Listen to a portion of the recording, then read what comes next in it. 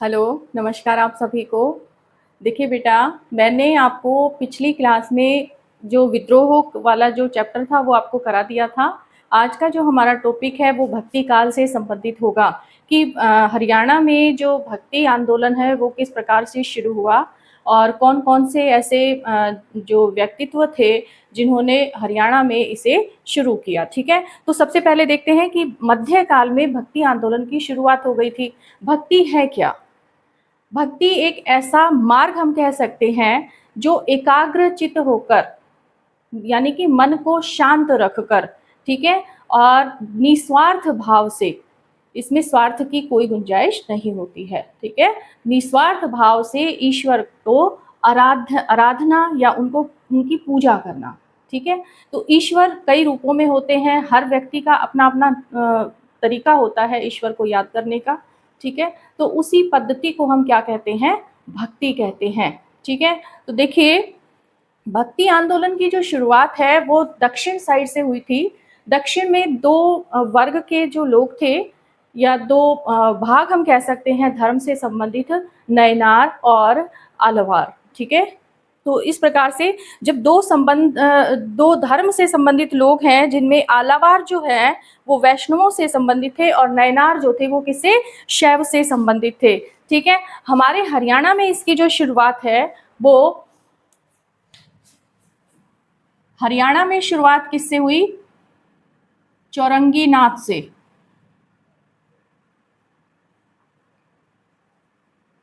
ठीक है। और वैसे भक्ति की शुरुआत किससे हुई, ये हुई थी द्रविड़ से, ठीक है बेटा। द्रविड़ में भी दो भाग इसके किए गए थे भक्ति के, एक आलवार था और एक था नयनार। आलवार जो थे वो वैष्णवों के भक्त थे, वैष्णव भक्त इनको हम कहेंगे, और ये थे शैव, ठीक है, इस तरीके से। अब देखिए यहाँ हरियाणा में चौरंगी नाथ द्वारा इसकी जो शुरुआत की गई, जो महान व्यक्तित्व जो थे, जो आध्यात्मिक संत थे हमारे, उनमें जो चौरंगी नाथ हैं उन्होंने शुरुआत हरियाणा में की, जो किस पंथ से संबंधित थे, नाथ पंथ से संबंधित थे, ठीक है। और नाथ पंथ की इन्होंने स्थापना कहाँ पर की थी, रोहतक के आस्थल बोहर में,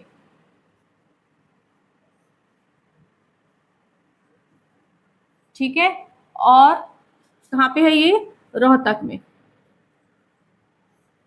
ठीक है। यहां तक आपको ध्यान रखना है। इसके बाद देखिए इसके जो प्रमुख केंद्र हैं, रोहतक तो हो ही गया, इसके अलावा क्या था, प्रथुदक। अब कमेंट में मुझे बताएं कि प्रथुदक जो है वो कौन सा आपका जिला है, कौन सा क्षेत्र है, किस नाम से आज के समय में जाना जाता है, ठीक है। अगला देखिए इसमें कि स्थल बोहर में इन्होंने इसकी स्थापना की। इसके जो प्रमुख केंद्र मैंने आपको बता दिए, इनकी कृति देख लीजिए। इनकी कृति का नाम है वायुत्री भुवन उपदेश। ये एग्जाम में आती बेटा, ये कई बार ये लिखी पुस्तकों के नाम आ जाते हैं, वायुत्री भुवन उपदेश। एक और है इनकी पुस्तक जिसका नाम है प्राणेशावली।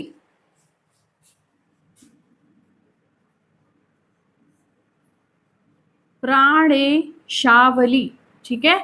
इसके अतिरिक्त देखिए इस पंथ के जो अगर अन्य सन्यासियों का हम नाम ले तो चौरंगी नाथ, और दूसरा जो सन्यासी है वो कौन है, मस्तनाथ, ठीक है। ये भी नाथ पंथ से ही संबंधित है, ठीक है। अगला आप देखिए इसमें इनका जो कार्य क्षेत्र है मस्तनाथ का, वो भी कहां पर है, रोहतक में ही है। इनका कार्य क्षेत्र कहां था, रोहतक में, ठीक है। यहां तक हो गया। अब आप देखिए अगला जो हमारा जो भक्ति आंदोलन से संबंधित व्यक्तित्व है वो है सूरदास जी का। तो सूरदास जी के बारे में देखो, सूरदास जी का जन्म कहाँ हुआ, बताओ कहाँ पे हुआ? फरीदाबाद में। और कहाँ, कौन से गांव में? सीही गांव में। ठीक है, कब हुआ? 1497, 1497 में। ठीक है, और मृत्यु की बात करें तो मृत्यु कब हुई इनकी? 1553, 1554 में हुई थी बेटा, 1554 ईस्वी। ठीक है, ये सूरदास जी जिन्होंने क्या लिखी थी? सूर सागर, साहित्य लहरी, ठीक है, सूर सारावली, ये पुस्तकें लिखी थी। और ये कृष्ण भक्त कवि थे। ऐसे कवि, इनकी विशेषता क्या है कि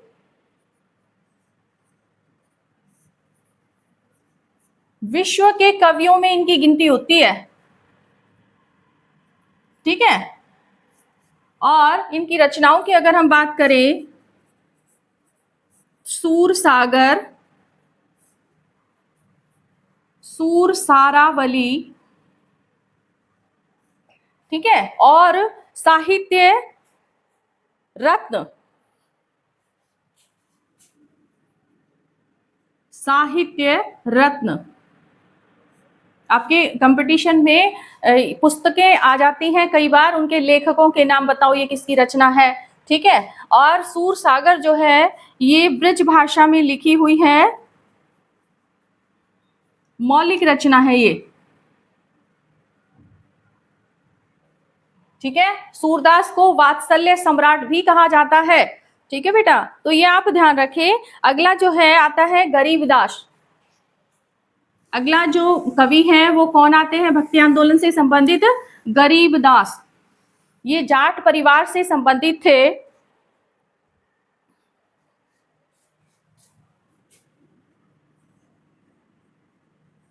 गरीबदास ये हैं झज्जर जिले के छुड़ानी गांव से। ठीक है, इनके जन्म की बात करें तो 1717 में इनका जन्म हुआ था। ठीक है, जाट परिवार से संबंधित हैं, जाट परिवार में जन्म हुआ था इनका। ठीक है, ये जो गरीबदास हैं ये 18वीं शताब्दी के प्रसिद्ध कवि हैं।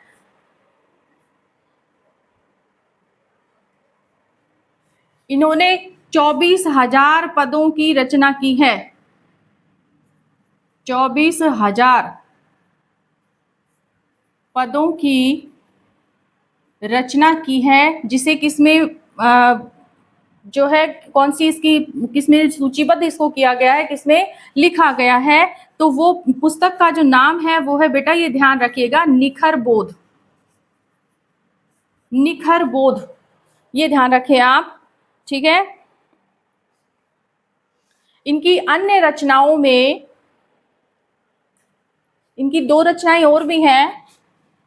कौन सी हैं? एक तो बीजक के नाम से, बीजक के नाम से देखो कबीरदास जी की भी है बेटा। एक तो बीजक और एक है रत्न सागर। रत्न सागर, ये 2 कृतियां इनकी और भी हैं। ठीक है, कौन कौन सी? बीजक और रत्न सागर। ठीक है, इसके बाद चलते हैं, अगला जो हमारा ये जो कवि हैं हमारे, वो कौन से हैं? चौरंगीनाथ सूरदास गरीबदास। ठीक है, अगला है, इसमें आपको जो है ज्यादा उसकी जरूरत नहीं है, आपको पता होना चाहिए कि गरीबदास का जन्म कब हुआ, कहाँ पर हुआ, इनकी कृतियां कौन कौन सी हैं। ठीक है, इसी तरह से चौरंगीनाथ है तो उनका उन्होंने कौन से पंथ की स्थापना की थी? ठीक है, कहाँ पर की थी, कौन कौन से क्षेत्र इनके प्रचार का केंद्र थे? ठीक है, ये आपको ध्यान रखना है। और इनकी कौन सी कृतियां थी? देखो, इनकी जो भी पुस्तकें बेटा वो जरूर है, ध्यान रखें। अगला नाम आता है निश्चल दास। निश्चल दास। ठीक है, अब ये जो निश्चल दास हैं 1791 में, 1791 में जन्म हुआ इनका। कहाँ पर हुआ? झांसी में। ये जन्म याद रख लेना। जैसे कि झज्जर जिले में के चुड़ानी गांव में कौन से जो भक्ति काल के आंदोलनकारी थे उनका जन्म हुआ, तो आप बता सकते हो कौन थे? गरीबदास थे। इसी तरह से निश्चल दास का जन्म कहाँ हुआ? झांसी में। और किस परिवार में हुआ? जाट परिवार में हुआ।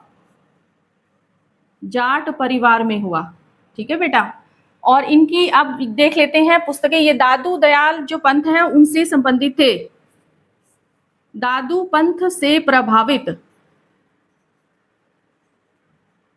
ठीक है।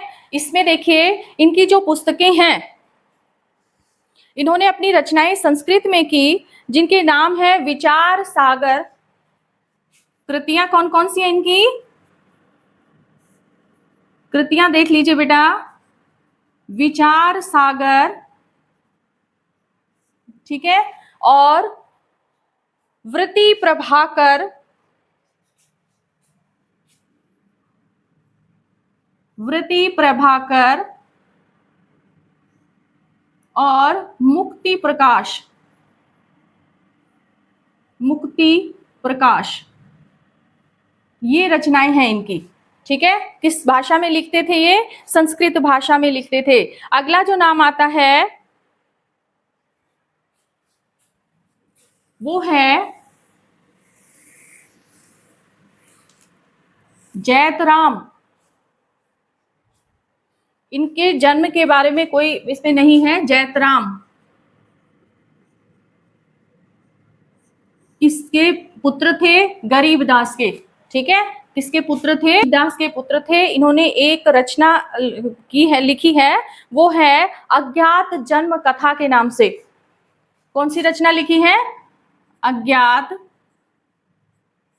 जन्म कथा, इस नाम से इन्होंने रचना लिखी। और ये जो रचना है ये किसके बारे में है?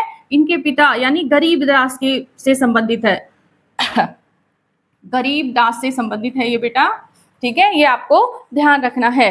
ठीक है। गरीबदास के जीवन पर आधारित है। एक इन्होंने अद्वैत दर्शन पर आधारित ग्रंथ भी लिखा है। एक अद्वैत दर्शन पर आधारित, अद्वैत दर्शन पर आधारित एक ग्रंथ विचार भी लिखा। पर आधारित ग्रंथ विचार, ग्रंथ विचार की रचना की। ठीक है। अब ये जो ग्रंथ विचार है ये किस पर आधारित था? ये प्रश्न उत्तर शैली पर आधारित था। प्रश्न उत्तर शैली पर आधारित था। ठीक है बेटा, ये आप ध्यान रखें। अगला देखिए, इसमें आता है जैतराम के बाद इसके अलावा भी बहुत से और जो कवि हुए हैं, जिनमें नाम आता है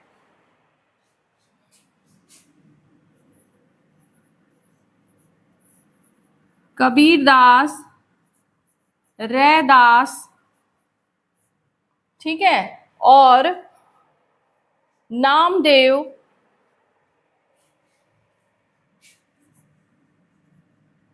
नामदेव आदि। ये कुछ है, ये भी ऐसे कवि हुए हैं जिन्होंने हरियाणा में भक्ति आंदोलन को और भी अधिक लोकप्रिय बनाया। ठीक है बेटा। तो देखिए नित्यानंद जो थे वो भी नारनौल के संत कवि थे। इन्होंने 2 पुस्तकें लिखी। एक यहाँ पर नित्यानंद के बारे में और थोड़ा सा देख लीजिए। नित्यानंद,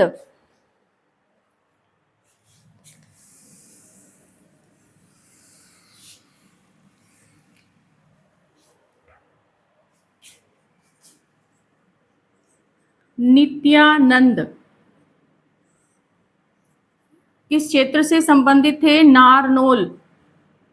ठीक है। इनकी जो कृतियों के नाम आप देख लीजिए। कृतियां हैं जो इन्होंने पुस्तकें लिखी हैं, सत्य सिद्धांत प्रकाश, सत्य सिद्धांत प्रकाश और 12 खड़ी, 12 खड़ी। ठीक है, ये इनकी पुस्तकें थी। तो ये पूरा जो चैप्टर था आपका, ये भक्ति आंदोलन से संबंधित था बेटा। आई होप कि आपको अच्छा लगा होगा। एक मैंने आपसे जो क्वेश्चन पूछा है वो कमेंट में आप मुझे ज़रूर बताएं, ठीक है। चैनल को लाइक करें, सब्सक्राइब करें, ठीक है, और शेयर भी करें बेटा, ठीक है। अगली क्लास में मिलते हैं आपसे।